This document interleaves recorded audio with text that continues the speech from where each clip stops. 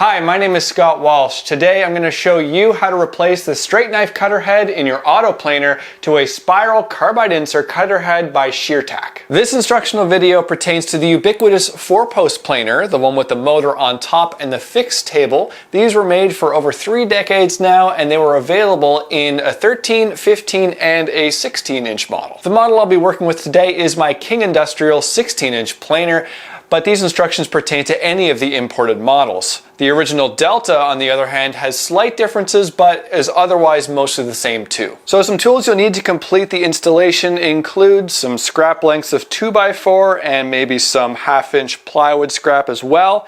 You will need a crowbar or a pry bar to tension the motor belt. You will need some hex wrenches from 3mm up to 8mm. If you have a 12mm hex wrench, that would be helpful as well, but it's not necessary. A Phillips screwdriver. You need a hammer, a socket wrench with an extension, and 13, 17, and 23mm sockets. You'll need a 10mm wrench. Some sort of cold chisel or just an old woodworking chisel will be fine. Some pliers wrapped with tape. You'll need a punch of some size, it doesn't really matter what. You'll need either a dial indicator with a magnetic base or a feeler gauge to calibrate the Outfeed and Infeed rollers. To install the bearings, you will need some iron pipe fittings. For the 6204 bearing, you'll need a 1-inch coupler. For the 6205 bearing, you'll need a 1 1/4-inch pipe coupler. And you may also need a 1-inch pipe nipple, 8 inches long should do.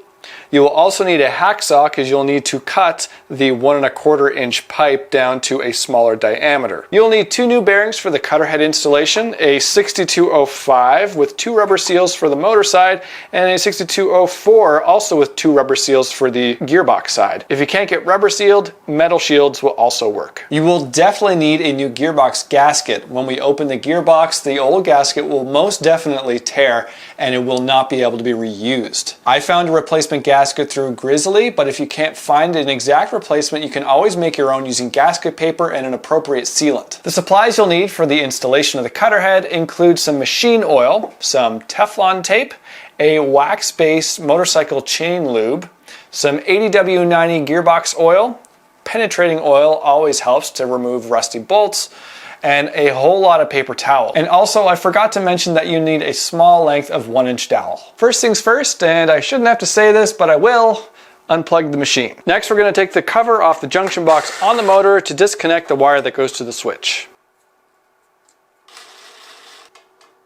Now we're going to take off the 6 screws on the belt cover.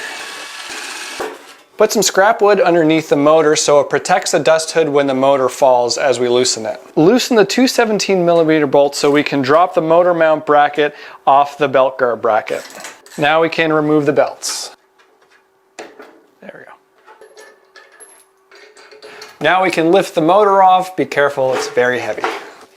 Now will be a great time to install new motor bearings if they need replacing. Since my machine came with almost a brand new motor, I'm not going to be doing that right now, but it's a good idea if your machine is at least 10 years or older. Next, we can remove the cast iron belt guard bracket with a 17mm socket.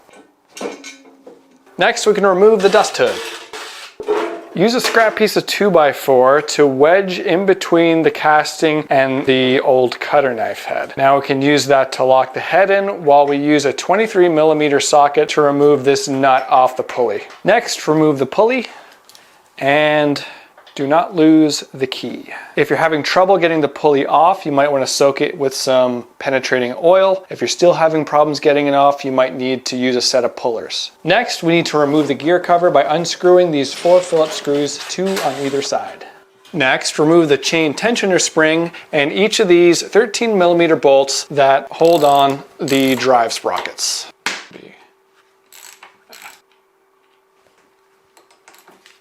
Now we can slide off the 3 drive sprockets simultaneously. Make sure to not lose any of the keys. Now's a great time to degrease and clean your chain and sprockets, as it could be gummed up with sawdust like mine. When we reassemble it, we're going to use a better lubricant that the sawdust will not stick to. Raise the cutter head high enough to put 2 upright blocks of 2x4 underneath each end of the cutter head.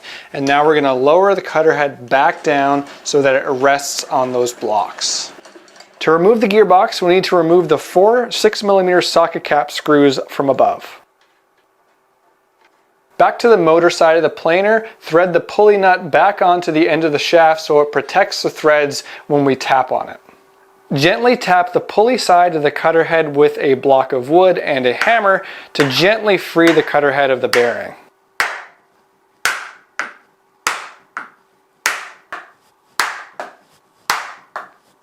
Once the cutter head is free of the drive side bearing, remove that pulley nut that we had put back on. We're going to slide the whole cutter head assembly and gearbox gently out and be extra careful of the sharp cutter head knives.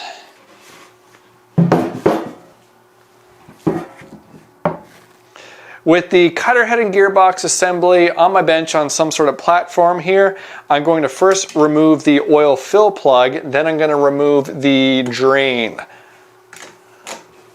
I don't have a 10mm hex wrench, so I'm just going to use a pair of channel locks to remove the fill plug. And the drain plug is a 6mm socket head.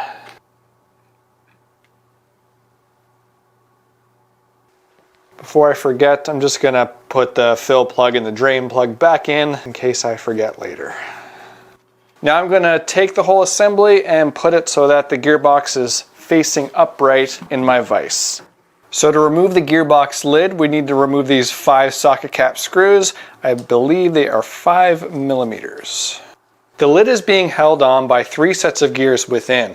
The gears have very tight tolerances, so the lid needs to be lifted off perfectly vertical. To do this, I'm going to use an old chisel. You can also use a cold chisel or a set of very thin pry bars to gently pry and lift the lid off from all sides at the same time. You need to ensure that you do not damage the mating surfaces of the lid or the box while you do this.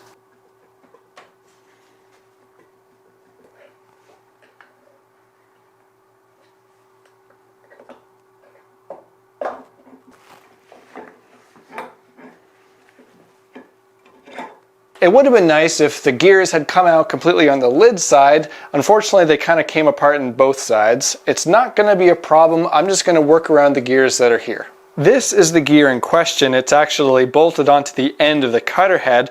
We need to remove it now, and we're going to use a 5mm socket to do that. With some tape on pliers to protect the gear, I can go ahead and pull it out. With the cutter head mounted horizontal in the vise, we can gently tap it with a block of wood to remove the gearbox.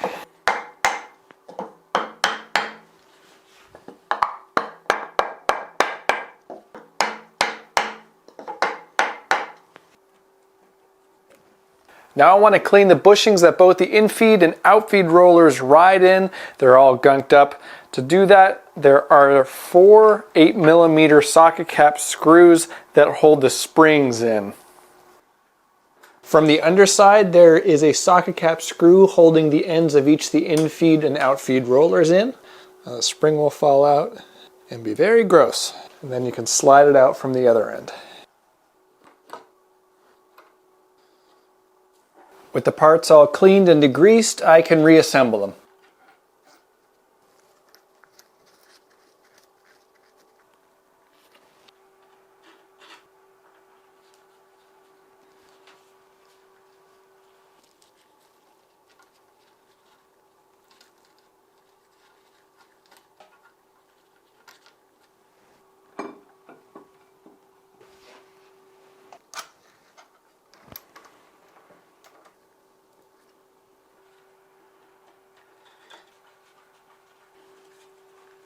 To remove the old bearings from the gearbox, I need to take out this seal, and that's going to be with 4mm socket head screws.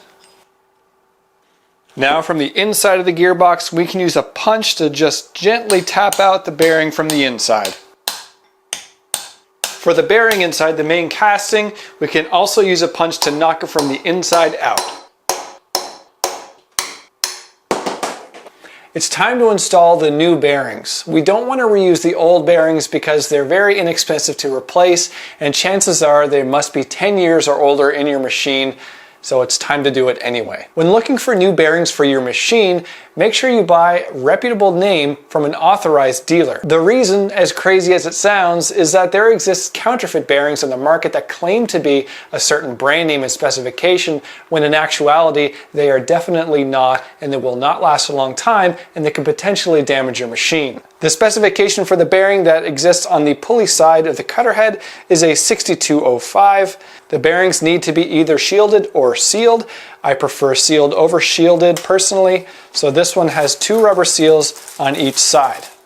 Now, NTN specification for a double rubber seal is LLB at the end of the specification. Other manufacturers of a dual rubber sealed bearing might have the specification of 2RS. For NTN, LLB means 2RS. One other thing to note here, that there is no C3 clearance or any other clearance for that matter. It is just a regular 6205. As a side note, if you were to replace the bearings in your motor, it is most likely true that you would need to use a C3 clearance bearing for your motor. The bearing on the gearbox side of the planer is a 6204.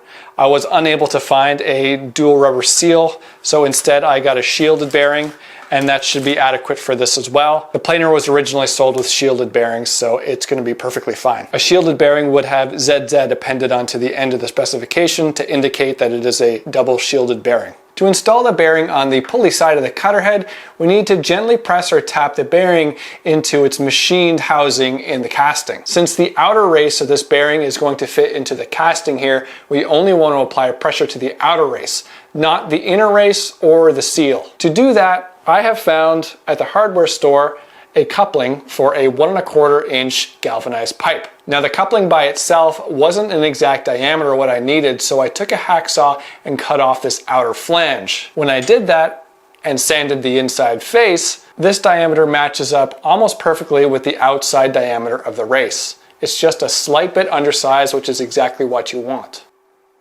To tap the bearing in, simultaneously hold the pipe fitting and the bearing itself nice and close together, and we're just going to tap very gently and slowly seat that bearing all the way in.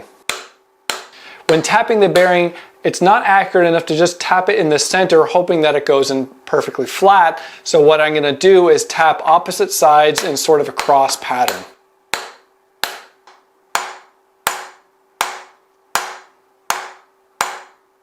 For the 6204 bearing that goes in the gearbox, a 1-inch pipe coupler is the perfect outside diameter for that bearing.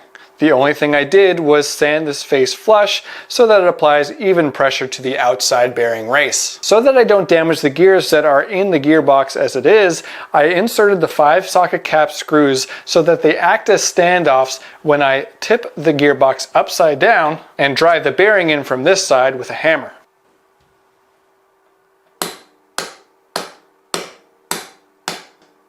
I'm really not using a whole lot of pressure here. It's honestly just the weight of the hammer dropped from a couple inches. To know when to stop driving the bearing in, I've left this screw which acts as a stop that lets me know when the bearing has reached its desired position.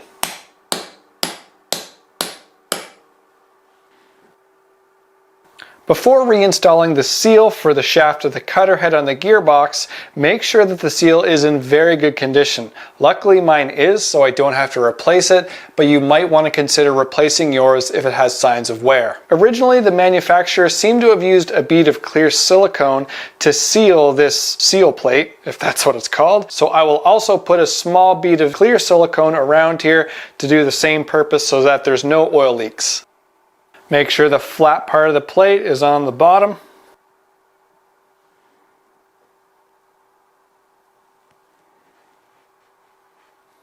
And reinsert our 4mm socket cap screws.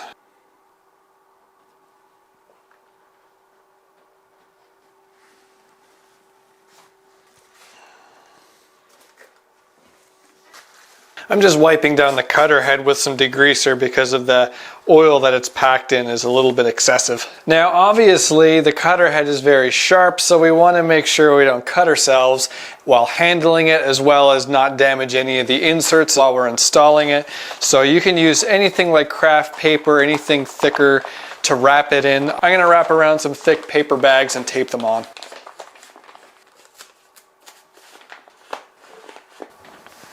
I'm going to mount the cutter head vertically in my vise, but I'm not going to put a whole lot of pressure on it. In fact, I'm just going to put a very minimal amount of pressure on it.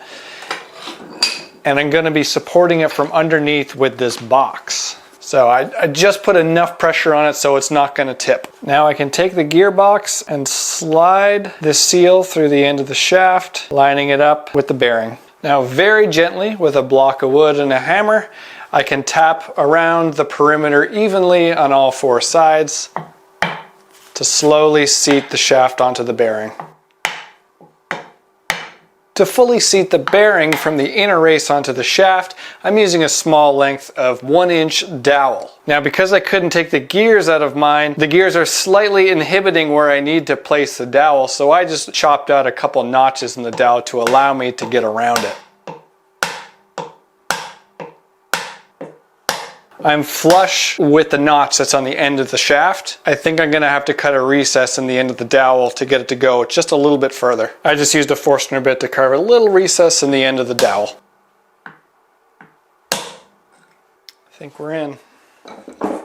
Using our pliers covered in tape, we can reinstall our small little spiral gear so that it meshes well with our existing gears, and then reinstall the 5mm socket cap screw that secures that gear down to the shaft. Now it's almost time to reinstall our gearbox cover back onto the gearbox, but as you can see, the gasket on mine is completely trashed, and it is most likely that the gasket on yours is not going to be usable as well. And that's why I ordered a replacement gasket from Grizzly. Now if you can't find this or have one available to you, you can make your own gasket using gasket paper and the appropriate sealant. Be sure to properly clean the mating faces of the lid in the box very thoroughly and make sure there are no scratches or any marks. I'm just going to use a putty knife to remove the rest of the old gasket.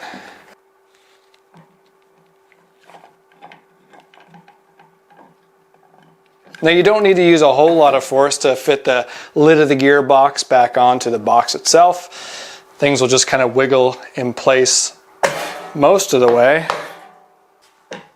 Now we can reinsert our 5mm socket cap screws.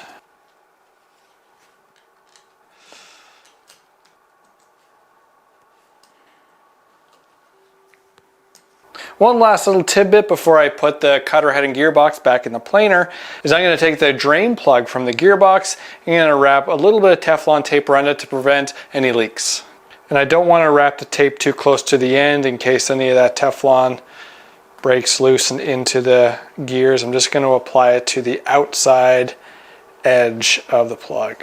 With the cutter head raised sufficiently high, I've placed the 2x4s, one on either side of the cutter head, up on end, and now it's time to put the whole cutter head and gearbox assembly and slide it into the planer from this end.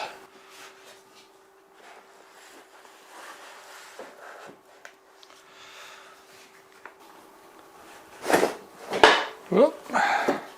It was in, and then it slid down. There we go. Okay, I had it too high. I need to lower it back down a bit.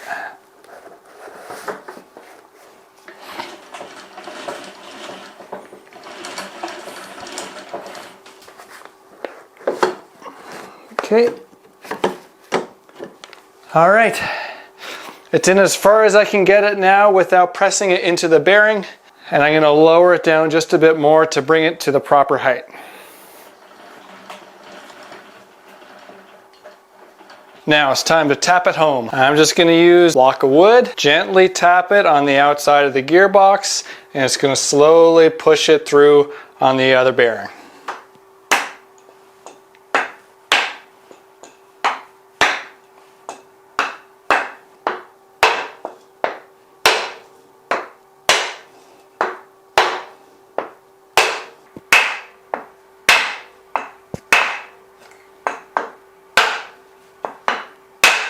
When the gearbox reaches its final position, it should protrude about 5/16 to 3/8 of an inch past the main casting. Now we can bolt on our gearbox to the main casting with the 6mm socket cap screws. It's time to put the gears back on for the Infeed and Outfeed rollers. I gave mine a quick scrub with some degreaser, including the chain, so it was cleaner. I'm going to start with the smallest gear on bottom, line up the keyways, and it should wiggle on with little resistance. Make sure to insert the key back in so that is locked in place. I'm going to give that a little tap with the hammer. Just going to tap that in. Now I can insert the 13mm nut to retain that. Now I'm just sliding the other two gears back on with the chain at the same time. Otherwise, I don't think you'll be able to slip the chain on once all three gears are on. And just be sure as you're putting this on to have the tensioner on the outside of the chain as you're putting the sprockets in place. Just like that. Perfect.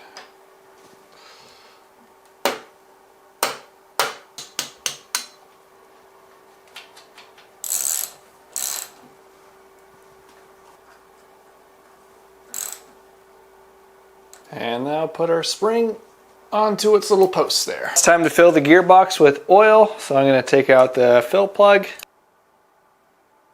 For the oil itself, you need to use an 80W90 gearbox oil.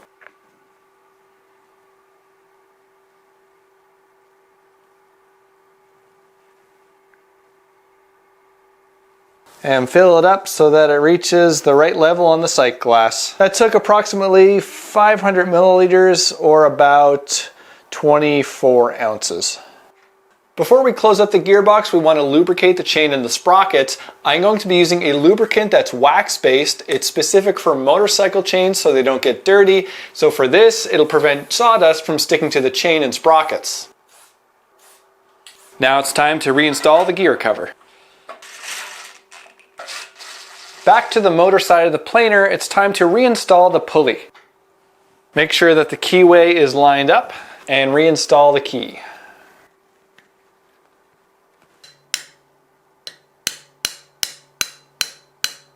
I like to put a little bit of blue Loctite, that's the removable kind, not the permanent kind, on this thread so that our pulley nut does not come loose. Don't forget the washer and install the nut. We can now install the pulley guard bracket. This is what holds the motor bracket on. This is, again, using a 17mm socket. You can just snug these up hand tight for now because it will need adjusting once the motor is on.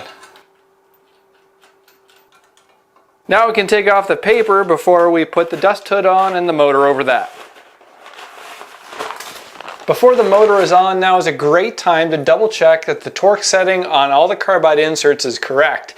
If you have a torque wrench, now is a great time to use that. I don't particularly trust mine, so I'm just going to use the included T20 Torx wrench. The correct torque spec is 48 to 50 foot-pounds. You don't want to exceed this torque setting because the carbide insert can be a little brittle and it could actually fracture it. Now it's time to put the motor back on the machine.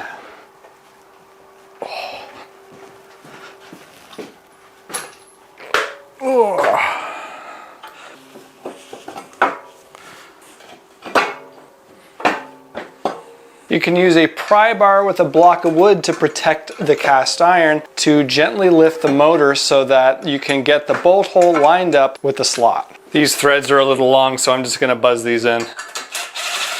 Now it's time to slide the belts on.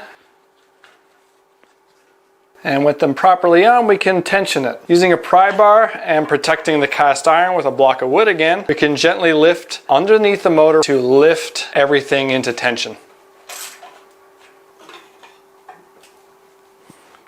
Same thing from the back of the motor. The goal is to get it tight and level at the same time. So you kind of have to go a little bit back and forth.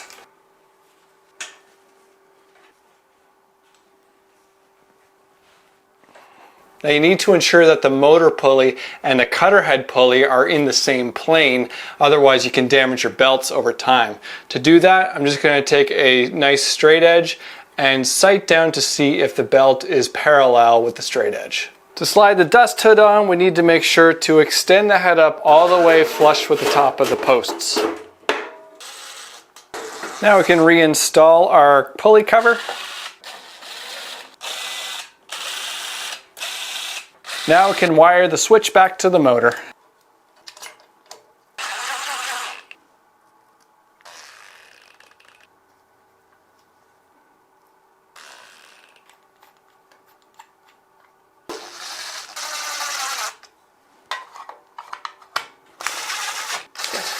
Now it's time to adjust the height of the Infeed roller with the new Cutterhead. The settings may have changed just a little bit, so we're going to quickly go through that.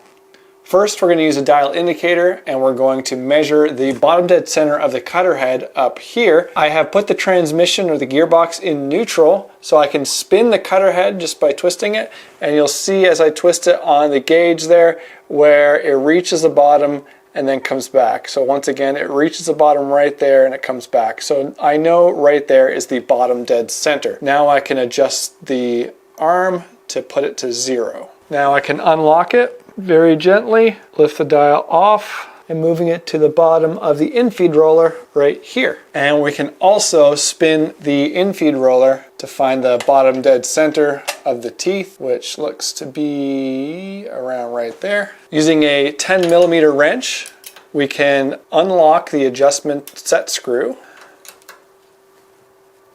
And we can use our 3mm Allen wrench to adjust the Infeed roller to 40 thou. And it looks like I'm out of reach. It wants to be a bit lower, but I'm out of reach. To fix that, I need to shim down the adjustment bracket here underneath the socket cap screw with a washer. First, we got to drop the Infeed roller down onto some blocks to support it. Next, we need to remove our socket cap screw holding in the bracket. Next, put a washer of adequate thickness onto the bracket and screw it back on. With the dial indicator again, we can now lower the Infeed roller to 40 thousandths below the Cutterhead. Lock our lock nut back in place. I'm going to do the same thing on the other side, so the Infeed roller is perfectly level with the Cutterhead. The same operation applies to the Outfeed roller. Instead of 40 thou beneath the Cutterhead, the Outfeed roller is 20 thou beneath the Cutterhead. The last step is to wax the planer bed for a smooth and frictionless experience. I'm just going to rub some on, and in 10 minutes I'll buff it off. This is a piece of curly maple that I have previously planed with my old planer that had a straight knife Cutterhead. I don't know if you could see, but there's some pretty bad tear out from that.